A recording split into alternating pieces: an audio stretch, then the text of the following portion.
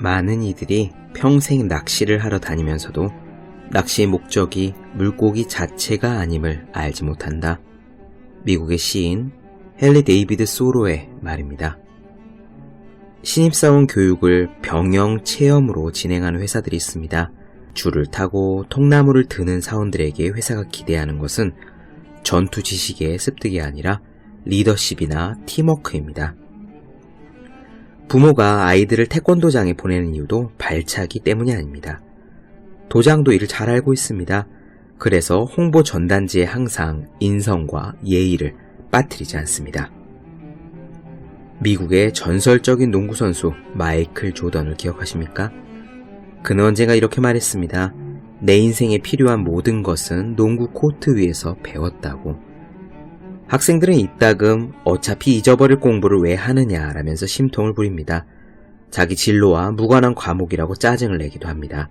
그러나 공부의 목적은 단지 지식 그 자체에 국한되는 것이 아닙니다. 학생 시기에 가장 중요한 일은 공부입니다. 학생은 공부에 진지함으로써 그들의 삶에 보다 진지하게 되지요. 그리고 삶을 보다 진지하게 대하는 사람은 인간으로서 보다 나은 인간이 될 수 있습니다.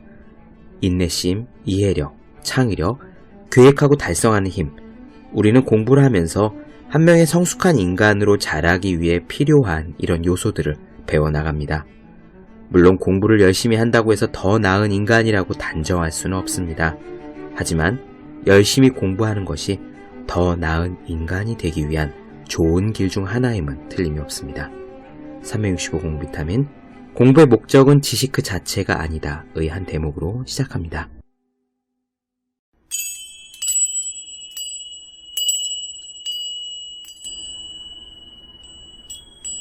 네, 안녕하세요. 본격 공부자극 팟캐스트 서울대는 어떻게 공부하는가 한지우입니다. 우리는 다시 박경철 선생님의 자기 혁명으로 돌아와서 이야기를 이어가도록 하겠습니다. 오늘은요, 말에 대한 이야기입니다. 말할 때 어떻게 해야 하는가에 대한 부분이죠. 박경철 선생님이 생각해 볼 만한 지점들을 꼭꼭 집어서 이야기해 주셨기 때문에 쭉 들으시면서 나는 평소에 어떤가, 말할 때 내가 부족한 점은 없었나 생각해 보시면 될 것 같습니다. 오늘 들려드릴 내용에서 인상적인 부분들은 이래요. 첫째는 호흡에 대한 부분이 있습니다. 박경철 선생님은요, 말할 때 호흡을 강조하세요. 말할 때 호흡. 우리가 말을 잘한다는 것은 무슨 뜻일까요?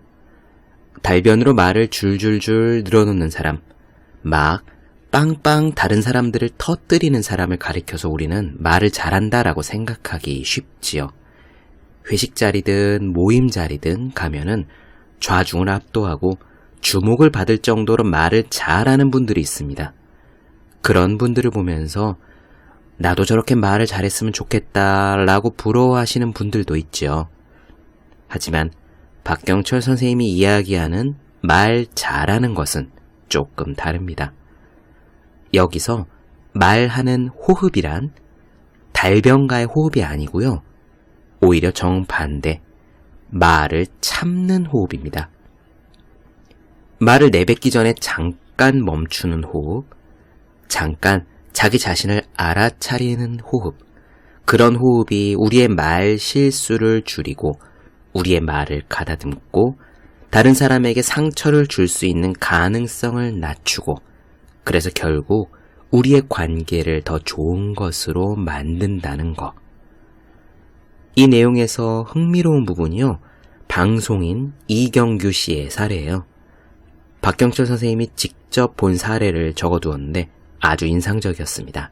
이따가 직접 들어보시고요. 또 책에서는 아주 짧게 지나가지만 제 눈길을 끌었던 부분이 또 하나 있습니다.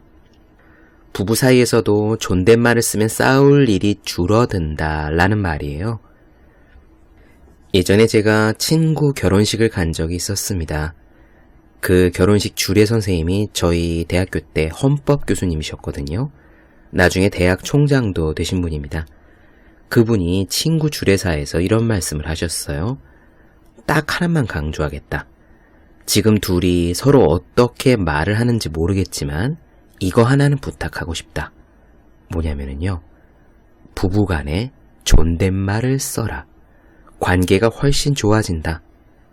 교수님은요, 원래 그런 것 없이 사시다가 나중에 우리 서로 존댓말을 쓰자라고 합의를 하고 그렇게 하셨답니다. 그리고 나니까 정말 많은 것들이 좋아지시더래요. 그래서 꼭 잊지 말고 해보라고 당부하셨거든요. 저는 아직 결혼 안 해서 그게 얼마나 좋은지 직접 말씀드릴 수는 없지만 교수님의 그 말씀은 제 주례사처럼 잘 기억하고 있습니다. 오늘 이야기 무척 좋으니까요. 다른 설명 없이 바로 들어가겠습니다. 그럼 시작할게요.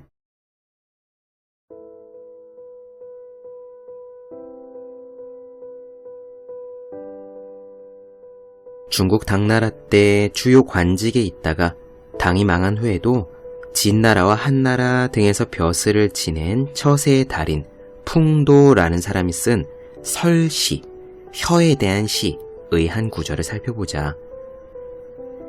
입은 곧 화에 이르는 문이요, 혀는 곧 몸을 베는 칼이니 입을 닫고 혀를 깊숙이 감추면 가는 곳마다 몸이 편할 것이다. 옛사람들은 이렇게 말을 적게 하는 것을 중요시했다.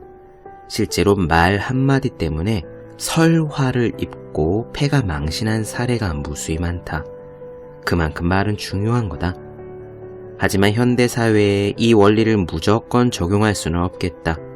요즘은 말로 자신을 적극적으로 표현하는 시대이므로 풍도의 처세법대로 살다가는 오히려 자기 주장이 없거나 무능력한 사람으로 취급받기 쉽다. 하지만 아무리 표현의 시대라고 해도 말에는 질서가 있고 설득의 힘이 깃들어 있어야 한다. 어떤 말이든 입 밖에 낼 때는 2번 생각해야 한다. 누군가 한마디를 하면 내 머리는 즉각적으로 반응을 하는데 이는 말이란 원래 주고받는 것으로 습관이 되어 있기 때문이다. 하지만 여기서 생각보다 말이 먼저 나가면 반드시 실언을 하게 된다. 언어의 순발력이란 속도가 아니라 효용성에 달려있는 것이므로 생각의 언어로 바뀌어 입으로 나가기 전에 다시 한번 걸러주는 과정이 꼭 필요하다. 이런 과정을 답답해하거나 초조해야 할 필요는 없다. 대화 중에 내가 한 번 더 생각하는 동안 상대는 자신의 허점을 곳곳에 흘려놓는다. 언어에는 반드시 득과 실이 있다. 누군가 말을 많이 쏟아내면서 좌중을 압도하고 있다면 그는 그 자리의 좌장이 아니라 모든 이에게 공격의 대상이 된다. 스스로 좌중을 압도했다고 생각하는 만큼 신뢰를 잃고 만다. 말에서 중요한 첫 번째 덕목은 호흡인데 호흡을 고르기 위해서는 대화 도중에 말을 하고 싶을 때 딱 2초만 쉬면 된다. 그 사이 다른 사람들은 더 많은 실수를 할 것이고 나는 2초간 호흡을 고르면서 내 말에서 치명적인 실수를 제거할 수 있다. 설사 그 과정에서 발언의 기회를 잃는다고 해도 나중에 상황을 더 잘 파악해 좀 더 정리된 말을 할 수 있는 기회가 온다. 말하기 전에 호흡을 고르는 것은 어눌하거나 표현력이 부족한 것과는 다르다. 말은 늦추되 일단 내뱉는 말은 충만해야 한다. 촌철살인의 비유가 있고 그것으로 상대의 마음을 흔들 수 있어야 한다. 2번째는 설득력이다. 나는 과연 그를 설득하고 있는가? 아니면 스스로를 과시하고 있는가? 그것도 아니면 말로써 부족함을 달래고 있는가? 우리는 종종 말을 하는 이유가 타인에게 내 뜻을 전하기 위해서라는 사실을 잊어버린다. 원래 말의 목적은 설득이다. 즉, 말의 대상은 타인인 거다. 타인은 나만큼 나에게 관대하지 않고 늘 차가운 시선으로 나를 바라보기 때문에 타인이 바라보는 나의 인상은 나의 순간의 실수로 뒤집혀 버릴 수 있다. 인간은 자기가 보고 싶은 것만 보기 때문에 타인들에게 나는 늘 경계의 대상이라는 사실을 잊지 말아야 한다. 인간은 원시시대 이후 늘 타인과 관계를 맺으며 살아왔지만 타인은 언제나 불안의 원인이었다. 예를 들어 좁은 엘리베이터 안에서 전혀 모르는 타인과 함께 있으며 우리는 대부분 불안을 느낀다. 이런 불안은 상대를 알아갈수록 줄어들긴 하지만 문제는 그 안다는 사실의 정확성이다. 그가 나를 안다고 생각하면 나에 대한 그의 불안은 좀 옅어지겠지만 사실 그가 안다고 생각하는 것들은 나에 대한 부정확한 정보에서 출발한 것이다. 그는 나에게서 스스로 보고 싶은 것만 보았을 테니까 말이다. 그래서 그의 무의식은 나에게서 추가적인 정보를 얻고자 분주할 것이고 그 분주함의 대상이 바로 나의 말이다. 3년을 사귄 연인이라도 단 한마디 말로 헤어질 수 있는 이유가 바로 그 때문이다. 내가 말을 늘어놓는 행위는 상대의 판단에 우호적인 정보를 누적시킬 수도 있지만 반대로 말하는 과정에서 문득 나타나는 실수는 그동안 쌓아놓은 우호적인 정보를 일시에 뒤집을 수도 있다. 그러니까 말은 함정이 될 수 있다. 말의 신중함이 무엇보다 중요한 이유가 바로 여기에 있는 거다. 우리는 보통 다른 사람들의 의견을 들을 때 신중해 보이는 사람의 의견에 더 귀를 기울인다. 말을 많이 한 사람이 더 많은 대안을 제시했겠지만 그의 긍정적인 대안들은 많은 말 속에 들어있는 다른 부정적인 요인들에 의해 그 빛이 흐려져 결정적인 순간에 채택되지 않는다. 반면 신중한 사람의 한마디는 결정적인 순간에 빛을 발한다. 이런 말의 신중함은 사실 후천적으로 길 수 있다.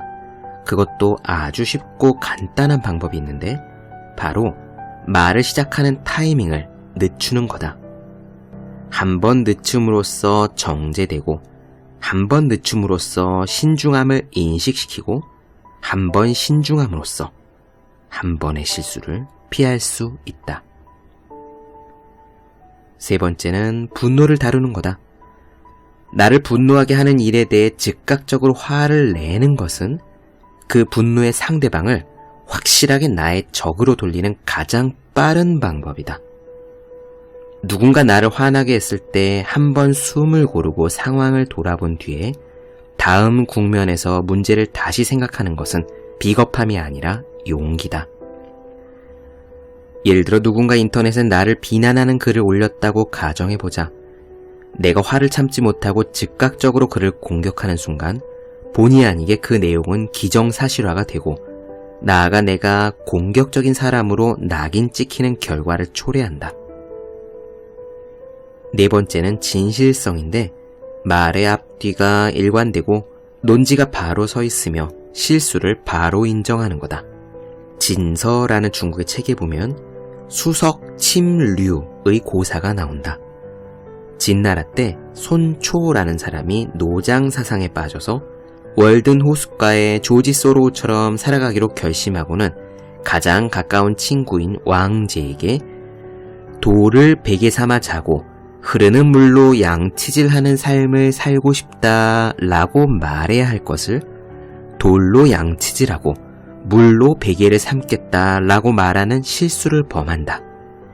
이 실수를 들은 왕제가 웃으면서 지금 네 말이 잘못됐다라고 지적하자 손초는 금세 내가 물을 베개로 삼겠다는 것은 옛날 성인인 허유처럼 부질없는 말을 들었을 때 귀를 씻으려는 거고 돌로 양치질을 한다는 것은 조약돌로 양치질을 하겠다는 뜻이라네 하고 구차하게 변명을 한다. 이 에피소드는 단지 자존심을 지키기 위해서 말의 신뢰를 잃은 대표적인 사례로 꼽힌다. 요컨대 말이 진실하려면 겸허하게 자신의 실수를 인정하고 겸양의 자세로 말하는 것이 가장 중요하다. 다섯째는 평가를 자제하는 건데 그게 좋은 것이건 나쁜 것이건 특히 사람에 대한 평가는 극도로 주의해야 한다. 얼굴 한 번 봤을 뿐인데 사랑한다고 말하거나 타인의 단점을 장점보다 먼저 지적하는 것은 상대방의 경계심을 불러일으키고 자신의 경박함을 드러내는 가장 빠른 방법이다. 공적인 일이라면 불가피하겠지만 사적인 영역이라면 사람에 대한 평가를 경솔히 하지 말고 상대방의 말을 먼저 주의 깊게 들어야 한다. 만약에 누군가를 쉽게 평가하는 사람이 있다면 다음부터는 가능한 한 그 사람을 멀리하는 것이 좋다. 여섯째는 같은 말을 반복하지 않는 것이 중요하다. 같은 논지를 중언부언하거나 사족을 다는 일은 말의 가치를 떨어뜨리는 지름길이다. 특히 자신의 한마디가 좌중의 웃음이나 공감을 이끌어내면 사람들은 반사적으로 같은 말을 한 번 더 하게 된다. 2절, 3절 계속하는 것이다. 이렇게 하면 공감력이 급격히 사라지면서 처음에 느꼈던 감탄마저 사라지게 된다. 이제 기술적인 문제를 생각해보자. 말을 잘하기 위한 가장 좋은 방법은 내가 평소에 많이 생각하는 부분에 대해서만 말하는 거다. 대화 중에 모든 것에 대해 의견을 말하기보다 내가 평소 깊이 생각하지 않았던 부분에서는 듣기만 하고 생각이 정리되어 있는 부분에서만 의견을 피력하는 거다. 그러면 타인은 내가 하는 모든 말에 귀를 기울이게 된다. 텔레비전 예능 프로그램에 나오는 사람들은 대부분 말을 직업으로 하는 이들이다. 그런데 프로그램을 녹화할 때 이들이 하는 말이 모두 방송되는 것은 아니다. 어떤 사람은 녹화 중에 몇 마디 하지 않았어도 그가 한 말이 방송에 모두 그대로 나오지만 어떤 사람은 말을 많이 했어도 본인의 의도와 달리 편집되어 방송에 거의 나오지 않는 경우도 있다. 나중에 PD가 편집을 할 때 필요한 말만 한 사람의 영상은 그대로 통으로 사용하지만 말을 많이 한 사람의 영상은 프로그램의 의도에 맞게 잘라내거나 여기저기 산발적으로 배치하기 때문이다. 오래전에 이경규 씨가 진행하는 프로그램에 초대받은 적이 있는데 나는 그의 태도가 상당히 인상적이었다. 방송에서 그는 늘 웃고 재미있는 말만 하는 것처럼 보였는데 사실 그는 꼭 필요한 순간에만 말을 하고 꼭 필요한 순간에만 웃었다. 반면 다른 패널들은 녹화 내내 뭔가 재미있는 말을 해야 한다는 강박에 사로잡혀 수많은 이야기를 늘어놓았다. 결국 나중에 방송에서는 이경규 씨가 했던 말만 빛이 났다. 우리 일상의 대화도 마찬가지다. 내가 전하고자 하는 것을 그대로 전달하기 위해서는 필요한 말만 하고 잘 아는 것만 말하는 것이 좋다. 다른 사람의 기억에는 내 말이 모두 녹음되는 것이 아니라 인상적인 부분만 편집되어 남는다. 그의 기억에 나를 각인시키는 가장 좋은 방법은 자신 있는 말을 가려서 하는 거다. 그렇게 말하기가 물론 쉬운 일은 아니지만 노력하면 충분히 바뀔 수 있다. 말을 단정하게 하고 언어를 정제하는 습관을 들이면 늘 나를 경계하는 힘으로 작용하게 된다. 우리는 워낙에 말을 많이 하고 살아가는 동물이기 때문에 말을 잘하고자 노력하는 것은 나를 한시도 느슨하게 놔두지 않고 끊임없이 긴장을 유지하게 하는 것이기도 하다. 서로 존댓말을 쓰는 부부가 다투는 경우는 흔치 않듯이 언어가 존중의 바탕 위에 있는데 행동이 거칠어지는 경우는 드물다. 언어는 이렇듯 우리의 행동을 규정하는 틀이고 생각을 반영하는 거울인 거다. 그래서 아름답고 우아하고 적당하고 정확한 말을 골라서 쓰기 위해 노력해야 한다. 그러다 보면 타인에게 내 이미지가 단정하고 합리적인 사람으로 남게 된다. 일단 이런 언어 습관이 형성되면 그렇게 비춰지는 나의 이미지를 유지하기 위해 더더욱 언행에 조심하게 되고 그 조심은 나의 인내심과 자제력 그리고 발전을 이끌어내게 된다. 그래서 청년의 시기에 텔레비전 앞에 앉아 저속한 언어를 들으며 박장대소하기보다 최소한 그만큼의 시간에 시를 읽고 아름다운 글을 접하면서 좋은 말을 듣는 노력을 게을리하지 않아야 언어 환경이 좋아지고 그 바탕 위에서 좋은 언행이 태도로 자리 잡게 되는 것이다. 그리고 이렇게 확립된 태도는 나의 미래를 결정하는 중요한 요소로 작용한다. 결국 어떤 사람의 언어는 그 사람의 생각을 드러내는 수단이다. 말만큼 나의 진면목을 드러내는 좋은 방법은 없다. 우리는 많은 말을 하면서 살아간다. 그 말 한마디 한마디가 곧 나라는 사실을 기억했으면 좋겠다.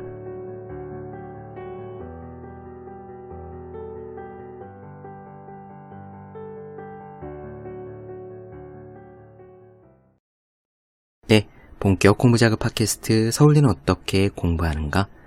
박경철 선생님의 자기혁명 중에서 말에 대한 부분 나눠드렸습니다.